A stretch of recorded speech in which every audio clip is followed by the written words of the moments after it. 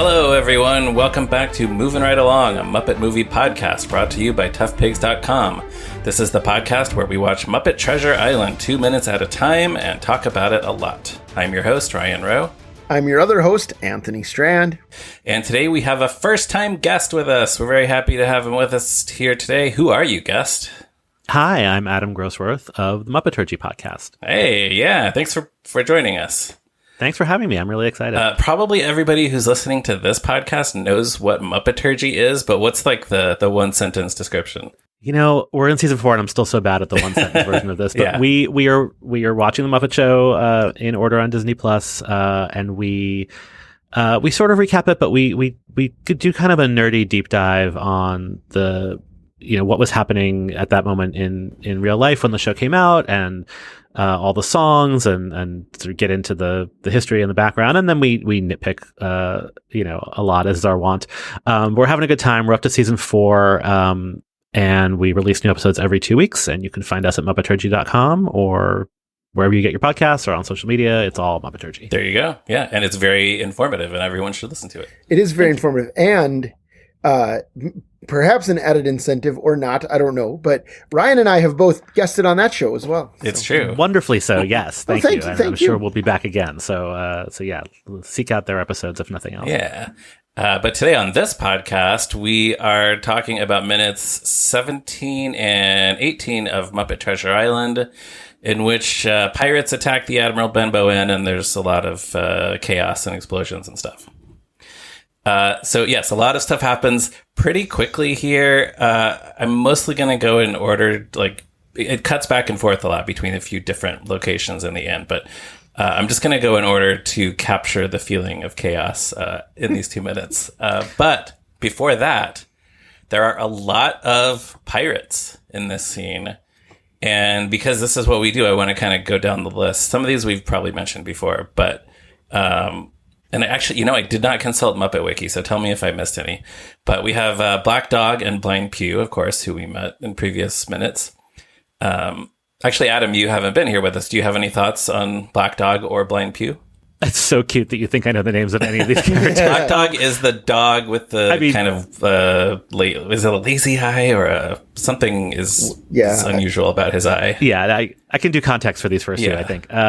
Blind Pew is like what if Skeksis, but cute. Mm-hmm. Yeah. And I sort of love him. I'm also sort of glad he's not in the movie for any longer than this, spoiler, because he's not.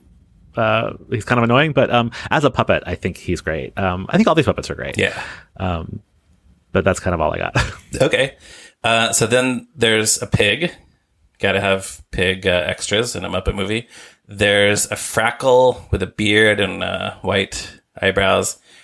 So I'm sure someone out there could tell us like exactly which Frackle this is, but I don't know if it's like lavender Frackle or whatever.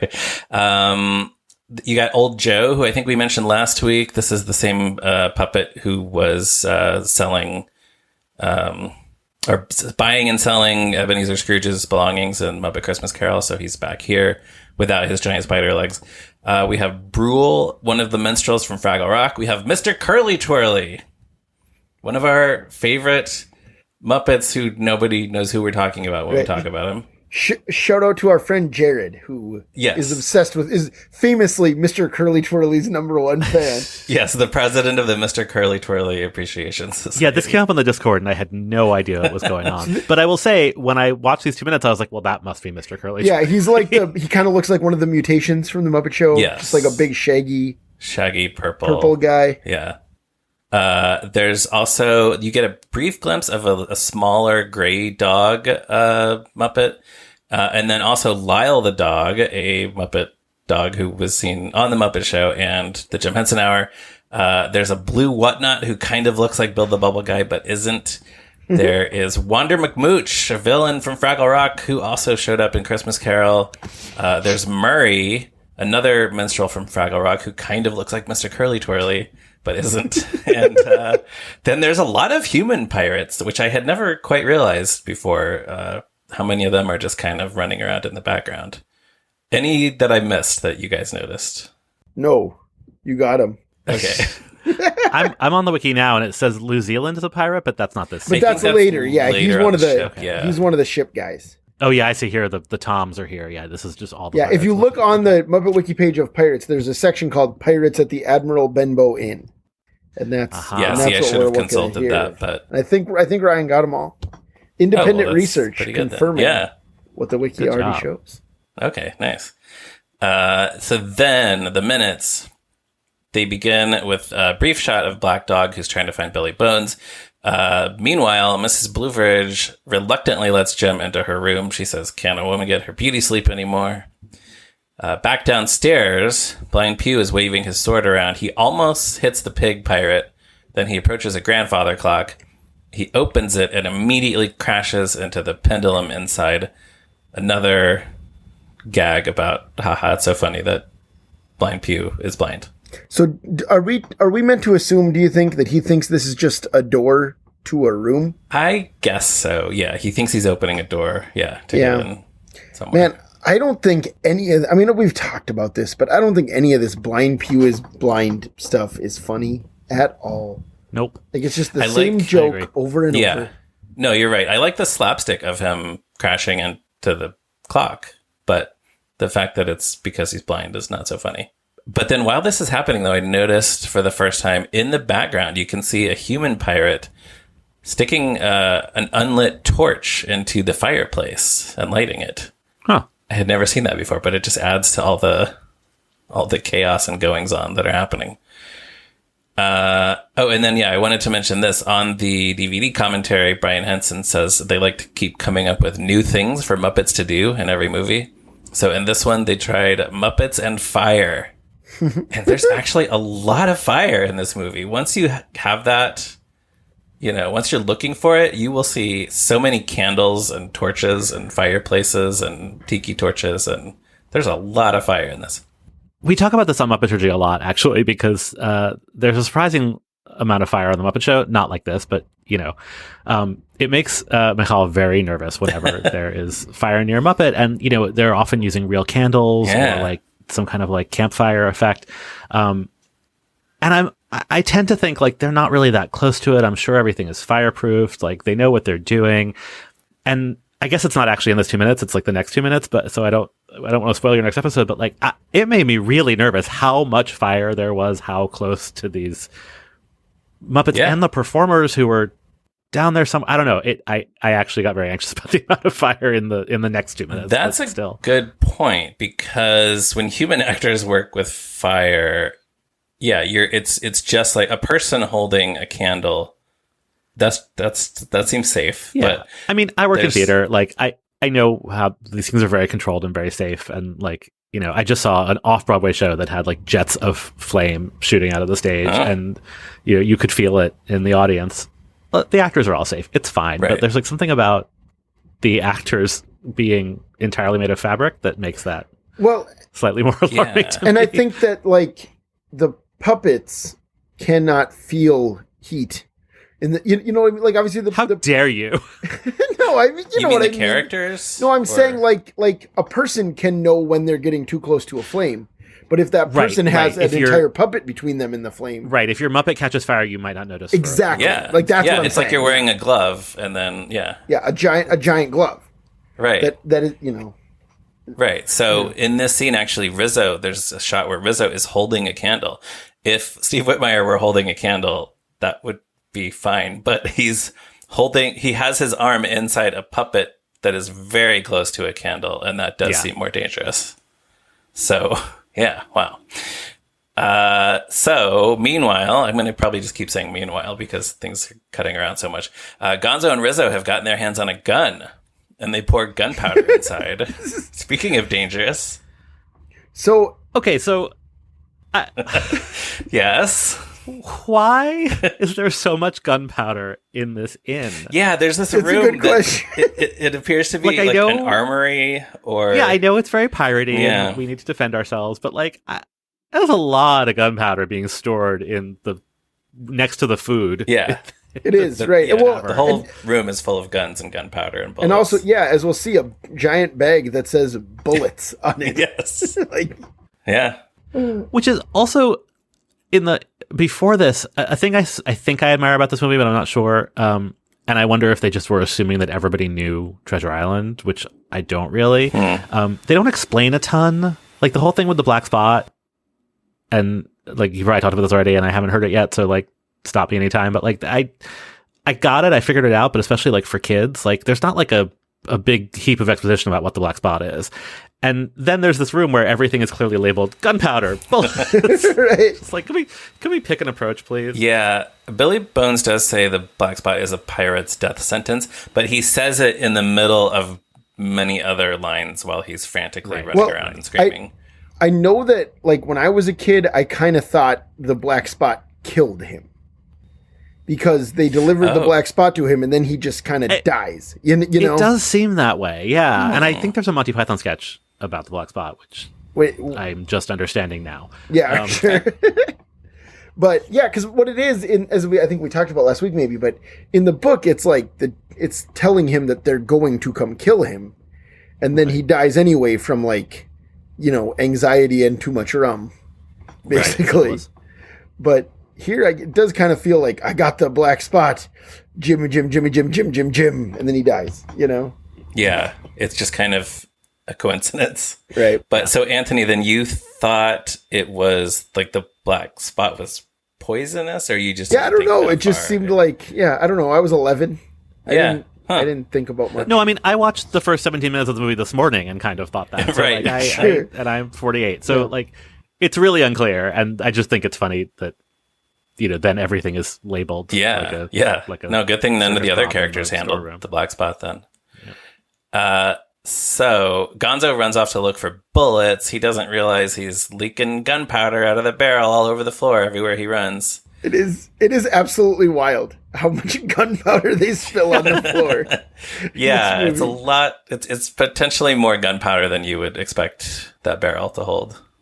It does feel like a pretty classic cartoon gag. Yes. Yeah. Well, and especially like later on when they're running back and forth, chasing it over the same ground over and over. That feels real. And I think we'll get there, but it's very cartoon. Black Dog comes out of Billy Bones' room, and the other pirates are standing there. He says, Billy's dead, and he hasn't got the bloody map. There's that word again, which we established. That is a swear word in the UK. Well, and this is the first time we hear a Muppet say it. Last time, Billy Connolly said it. Oh, yeah. Yeah. And it is, once again, it was dubbed to Bloomin'. He hasn't got the Bloomin' map in the UK. Huh. Interesting. Yeah. All three instances of bloody in the movie were changed. So, I'll just ask you now. The next one is also a villainous character? The last one is Tim Curry. Yeah, okay. Blind Pew declares that those little girls must have the map, which means Jim, whom he previously mistook for a girl, but now apparently blind. He also thinks Gonzo and Rizzo are girls. I don't really know. It's supposed to be a joke. Yeah, it's supposed to be. Sure is. Has the cadence of a joke. It does. Yeah. It sure does. Yeah. But, like how did he even know Gonzo and Rizzo were in the room before? I don't know. Anyway. Probably not. Rizzo found the bullets. He then drops them all over the floor. So apparently they can't pick them up and use them in the gun.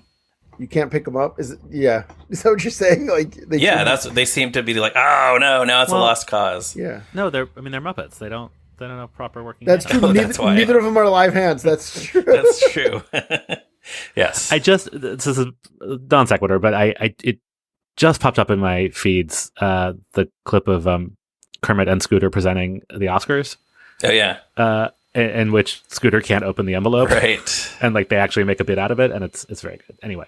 Yeah. I love that. Yeah, that's great. And so what do they end up doing? They have a human come on stage? They cut to Statler and Waldorf. Actually, I'm curious to know how they did it, because they cut to Statler and Waldorf from the audience. Okay. Who I guess, if it was really live, must have been pre-recorded. Either pre-recorded or they were just like throwing their voices they just did it to other stage, puppeteers. And then Kermit's gone and Jim pops up. Oh, okay. To actually present the award. It's pretty great. It's worth finding. Yeah. I'll track that down and put it in the show notes. Link to it, yeah. That's a good one. So the pirates are pounding on Mrs. Blowridge's door. Old Joe says they'll skewer anybody who gets in the way. This is Jerry Nelson again, doing a voice that sounds a lot like Blind Pew, but without the French accent.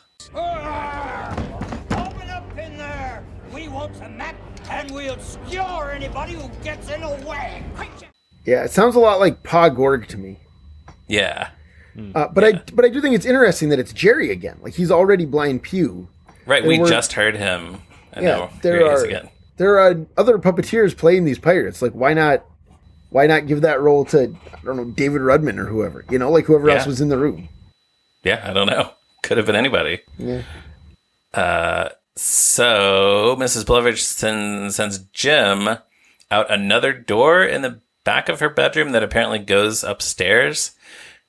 She's being very helpful to him now. You know, we've seen her being pretty mean to him as his caretaker or employer or whatever she is, but now she's being very nice. She's not even trying to escape herself.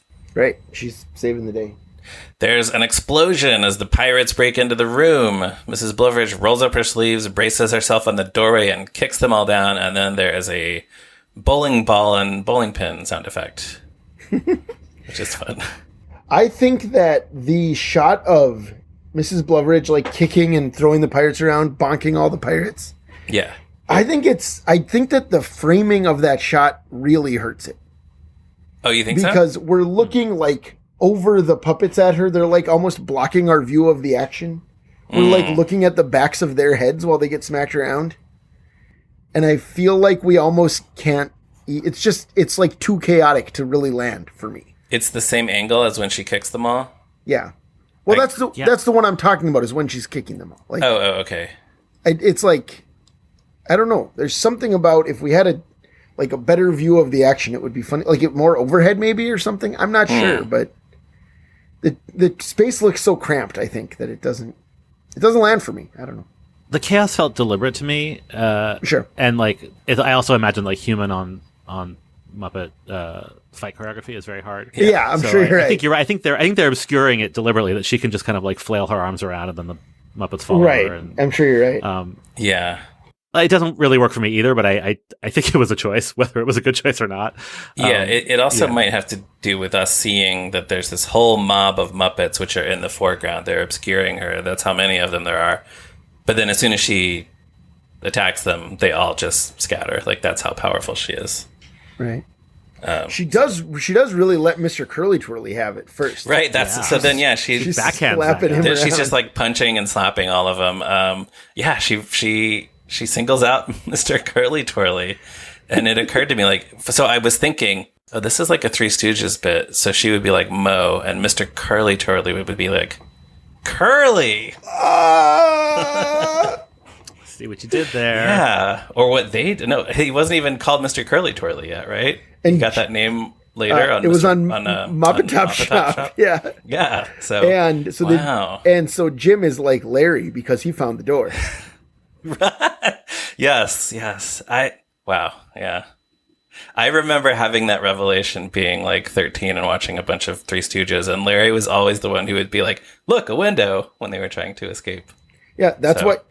I may have said this on the podcast before, but that's why Larry is the best Stooge, because all he does is move the action along. Like, if he was not there to say, "Look, a window," or "Fellas, let's get to work," it would just be 20 minutes of Mo poking Curly in the eyes. You're right. Yeah, Larry's my favorite Stooge. Yeah, me too. Listeners, if we have, why. If we have or we haven't already asked you, tell us who your favorite of the Three Stooges is. Adam, who's your favorite? I have no Three Stooges opinions. All right. Literally none. That's a fine way to live your life, in my opinion. Yeah, it's fine. Perfectly acceptable. It's not a thing that ever really crossed my path. I mean, they were around, obviously. Yeah. I live in the world, and I'm old, Right. but they never really did it for me. So yeah, that is okay. Gonzo has lost even more gunpowder as the pirates push the door open. Somehow it's a lot easier for them to break this door open than it was Mrs. Bloveridge's door. Black Dog says, "The map! Tell us where it is, or die." And I haven't announced all of these on the show, but I have been keeping track of every time a character in this movie talks about death or dying or killing. So at this point, I'm up to 1 case of kill or killed, 1 murder, 2 dead, 3 die or died, and 2 death. So those words are popping up in this movie a lot. And we're only 18 minutes in. Yeah, exactly. As I mentioned, Rizzo is holding a candle, which seems dangerous for a puppet to hold a candle. He is so scared to see these pirates burst in that the candle goes flying and lands on the ground right on top of the gunpowder trail and ignites it. And it's like the spark seems like it's alive, seems like it's chasing them. Everyone screams and runs away. So, yes, there's this shot where the camera is stationary and we are looking between two barrels as this line of so many pirates and Gonzo and Rizzo just run for their lives from one side of the frame to the other, followed by this spark of gunpowder. Then there's a brief pause. They all run back the other direction. I love this gag. I think it's very well executed here. I agree. This is maybe my favorite thing in the whole movie. And and I especially love that I'm pretty sure that somebody was running behind those Muppets with a sparkler. Oh, yeah. I think you're right. That's how they did that. And like, it's too high off the ground. It makes no sense. I don't care. It looks great. It's super fun.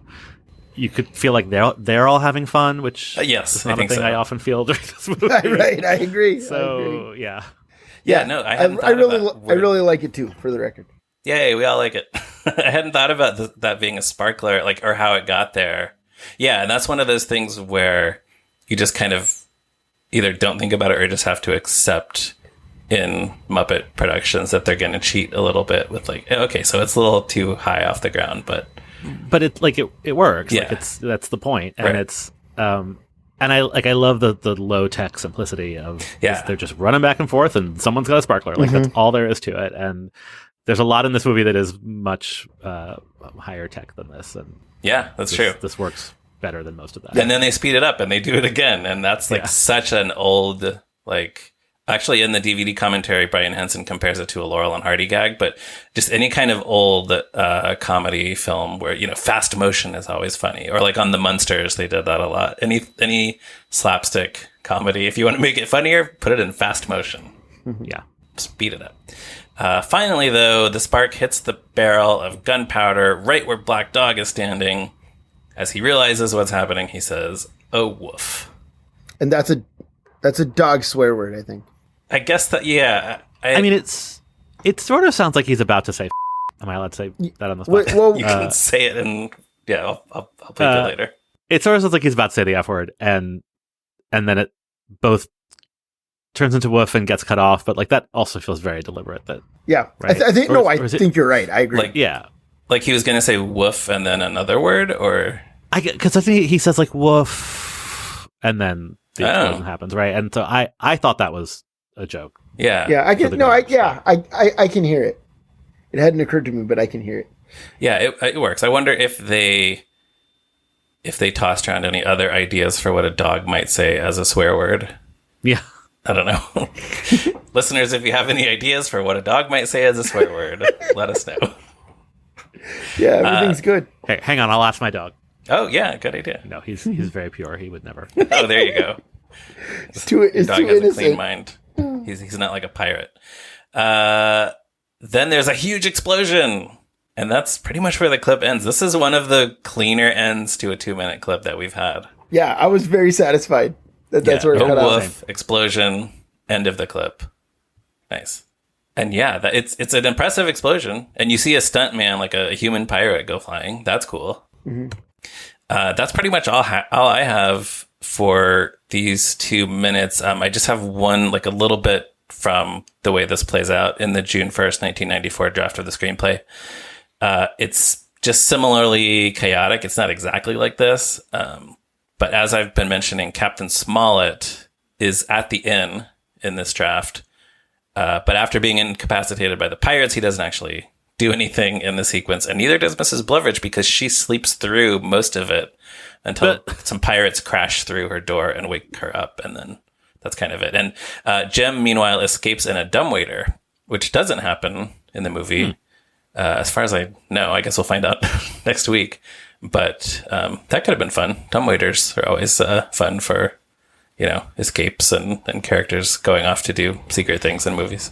Seems like a cut that might have been made for budgetary reasons, honestly. Oh, so they wouldn't have to build a dumbwaiter into where the it's set? where it's easier to stick a just be child like in it. Jim, run out of here. You know? Yeah. Well, and it's already the whole sequence is already so chaotic, Right, that too. But and like I have no idea where that storeroom is in the tavern, and it doesn't really matter. Right. But if you start adding dumbwaiters in, I just that's gonna get confusing. It just complicates things. Yeah. So yeah, all right. Anything else on these 2 minutes, Adam? Starting with you. Yeah. I mean, no, I think we've said most of it.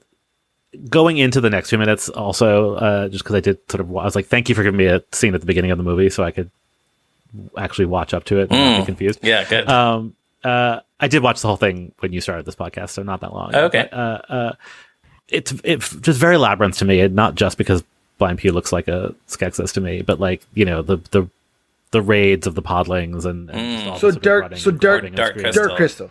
Yeah, what did I say? said Labyrinth. Yeah. Yes. Sorry, I meant Dark Crystal.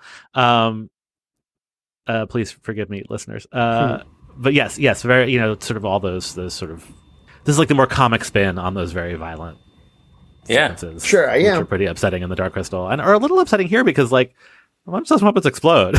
Right. Like, I don't think they really kill them. I mean, in the movie. I think that because it is a movie for children, we're going to see that they're fine, but like, they shouldn't be fine. They should be dead. Yeah, I'm not sure that we do. I actually don't remember what happens in the next 2 minutes. Now I'm trying to I don't remember. We'll have to go see. Did some of these Muppet pirates die in this explosion? Wow. I mean, that dog has to be dead. Right. I'm sorry. He was right under the powder. Yeah, the gunpowder. So, I think you're right. Wow. Yeah, R.I.P. Black Dog. Yeah. Okay, Anthony, do you have any other thoughts or anything from The Strange Case? I do. So I will open up The Strange Case of Dr. Jekyll and Mr. Hyde. Speaking of which, by now you've heard the sound effect that I've been using. Yes, I have. I love it. You do? Okay, so I'll keep it. I wasn't sure. Yeah, I like it. I think it's funny. Yeah. Okay.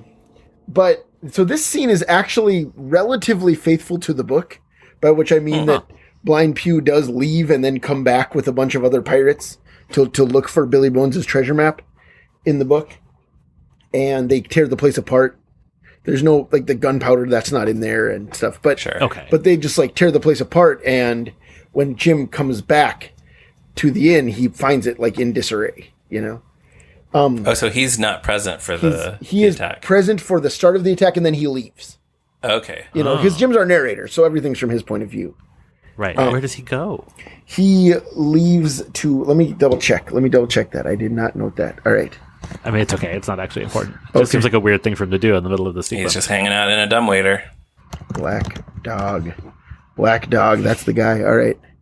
Let's see. Oh, so there's actually a pirate named Black Named Dog. Black Dog, yes. And Blind Pew as well. Got it. Well, that I figured. But Yeah. The literal dog to the... Right, yeah, exactly. But I think that's why. Presumably it's like, that's why they made that puppet. So he and his mother leave and go to the hamlet. Just like into town. They just like run away and go into town. Huh. Yeah. Okay. And then they come They back. go all the way into town. Oh, and then they come back and everything is done. Yes. Yeah. Yes.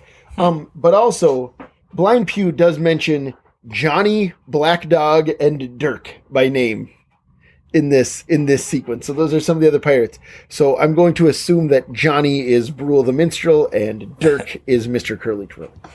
Dirk. Okay. Dirk, D-I-R-K. But also Blind Pew, when he runs out then, after this, they don't find the map. They've given up. He runs out and he actually gets trampled to death by horses who are pulling a carriage.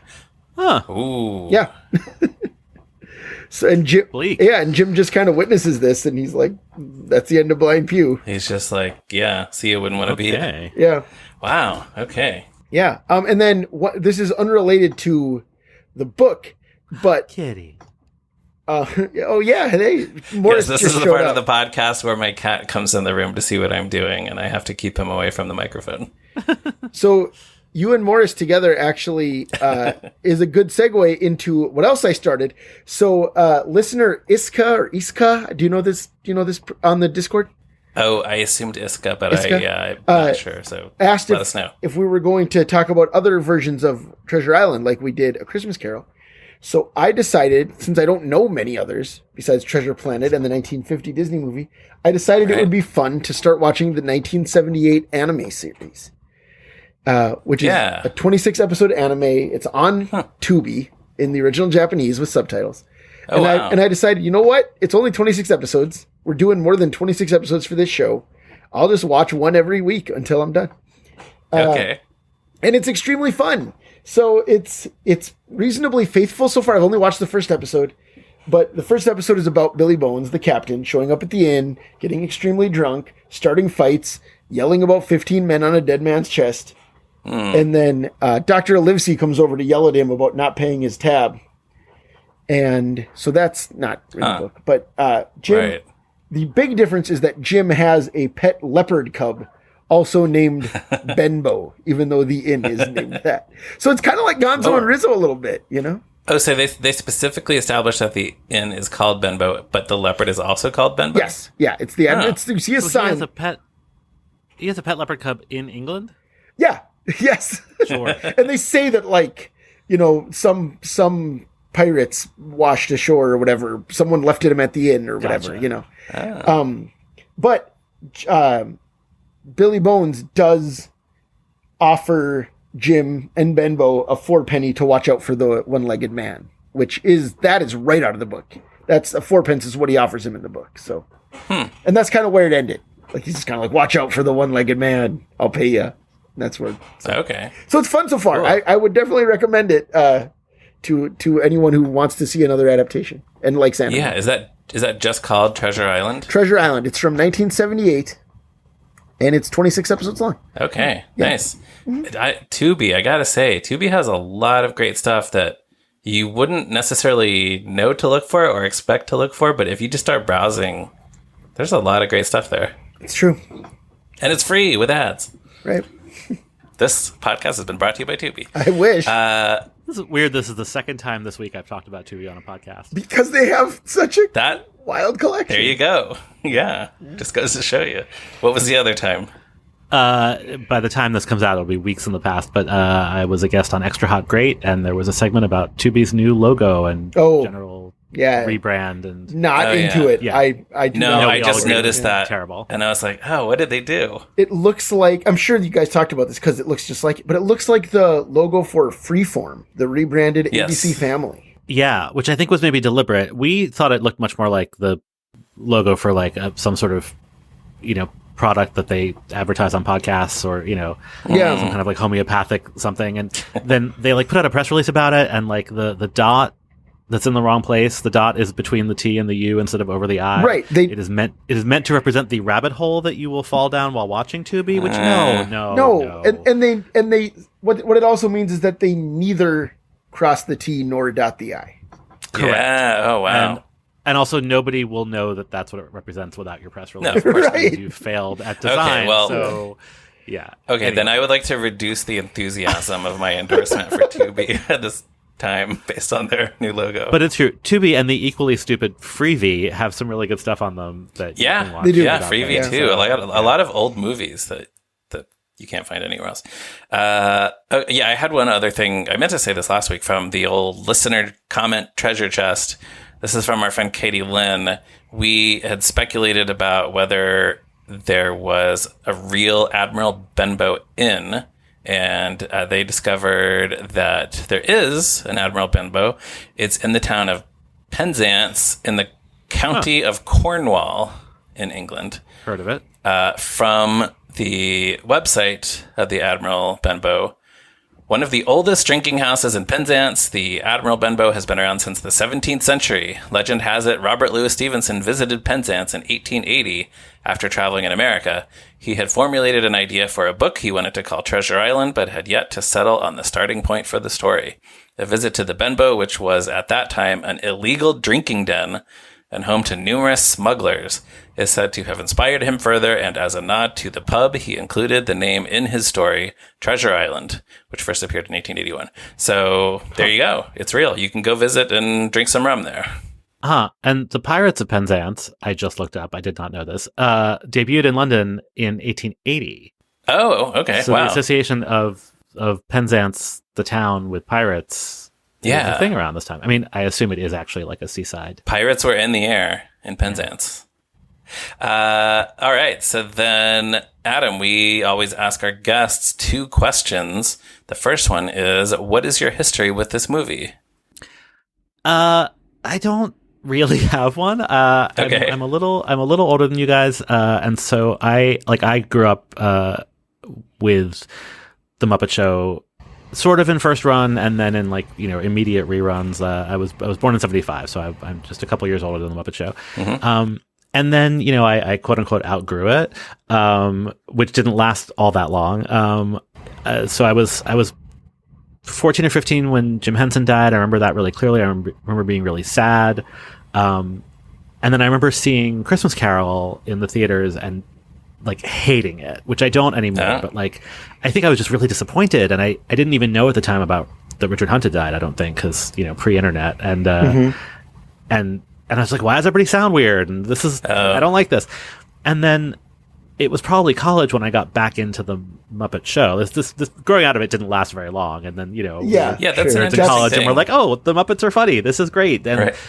the three movies I grew up with and the show I grew up with, were all really solid, and I'm pretty sure I must have seen this in the theater. This came out, I think, my senior year of college, but I have no memory of that.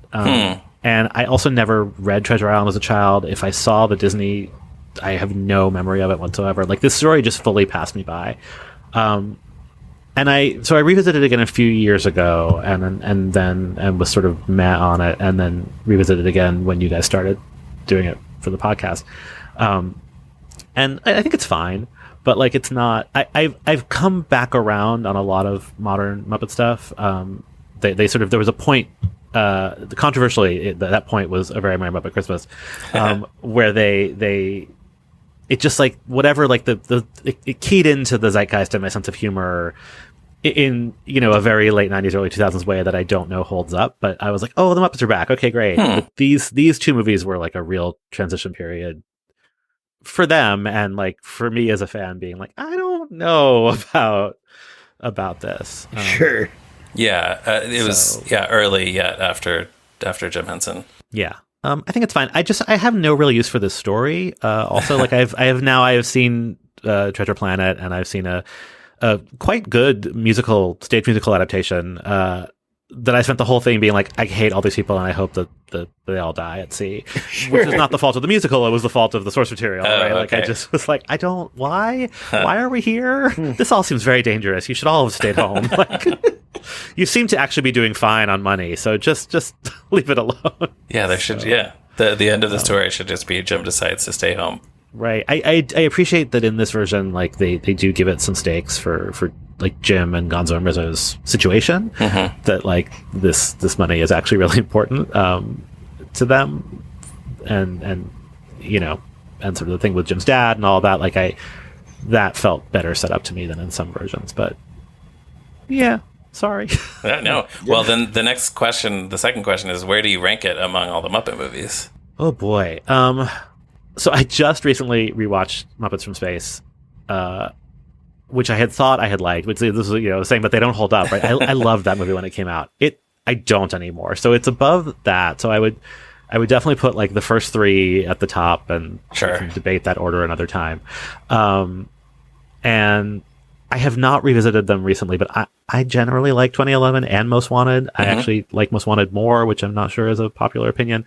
So probably below those. It's really close to the bottom, you guys. Sure. So maybe second to last. But maybe second to last. I would have to watch those other newer ones again. Sure. I mean, are we counting TV? Are we counting Wizard of Oz? We generally don't. If you like those better than this, no, I don't. I'm saying they would. I'm trying to help this movie. Sure, yeah. Who are listening? So, I see. Yeah. I'm trying to make it not second to last. Yeah. But yeah. If you want to count them, it's better than Kermit's Swamp Years, probably. Which I've never seen. There's no reason to see. No, I missed that completely. Almost like that doesn't even belong in the same category as Very Merry Muppet Christmas or Wizard of Oz, because it's not even the Muppets. It's it's closer to being a Muppet Baby, and it's not even Muppet Babies. It's just or Muppet Relatives. Yeah, it's Muppet Relatives. Yeah. It is. Yeah. All right. Well, then, I guess with that, then we can wrap things up for this week. Adam, thanks again for joining us. Thank you so much for having me. I wish I had more to say about these 2 minutes. No, it's funny. So much happens. There's so much action, but we really were just kind of oh yeah, okay, that happens. So there's not a lot of plot. Like nothing really advances until the explosion. Yeah. Yeah, that's just kind of how it goes in some 2-minute spans. As always, thanks to Morgan Davy for our show's logo. Listeners, you can find toughpigs.com on the internet. We're all over social media, as well as TeePublic and Patreon. You can also join the conversation at the Tough Pigs Discord server, where generally the conversation about each episode of the season has started before I can get to the thread where the conversation is happening. So that's great to see that people are so eager to talk about each new episode. Mm-hmm. Yeah, thank you. Yes. And you can let us know what you think of this movie, either on Discord or by writing us at moveinrightalong@toughpigs.com. You can find me on Letterboxd at Movies Are Neat and Anthony on Letterboxd at Zeppo Marxist. I am on Blue Sky at Me Ryan Rowe. Anthony's on Blue Sky at Durwood Clapper. And Adam, where can people find you online? I am Adam807 everywhere. I'm still on Twitter and Blue Sky and Instagram and Threads, I guess, and Letterboxd, and I am on the Tough Pigs Discord. And you can find Muppeturgy in most of those places as well at Muppeturgy. All right. How are things going on Threads these days? Better than when it started. Like, it's not the hateful experience that it was when it launched. Yeah. I don't really have the bandwidth for 3. That's the thing. I really like Twitter, and I really spent a lot of time curating my Twitter experience, and I understand all the things that are bad about it. But like for me personally, like I've met some of my best friends on Twitter. So, Sure. In like 2009, that's not the Twitter that we have anymore. Right. I get it. But like, and so like now that it's fragmented, and also like some people are posting the same thing in all 3 places, which I don't blame them for doing, but I'm just like, I can't keep up. You don't need to see it 3 times. Yeah, Exactly. so I'm on Twitter much less than I used to be also, because I've just kind of like abandoned the whole enterprise. But but I dabble, I check in. If you want to at me at any of those places, I will get a notification. So all right, so you can yell at me for my bad Muppet Treasure Island opinions. That's fine. Yes, you can do that by finding Adam in some of those places or all of those places. And listeners, please tell everyone you know to check out the show, including all the your fellow pirates that you are ransacking and in with. And join us again next week for another episode of Moving Right Along. See you later. Oh, woof.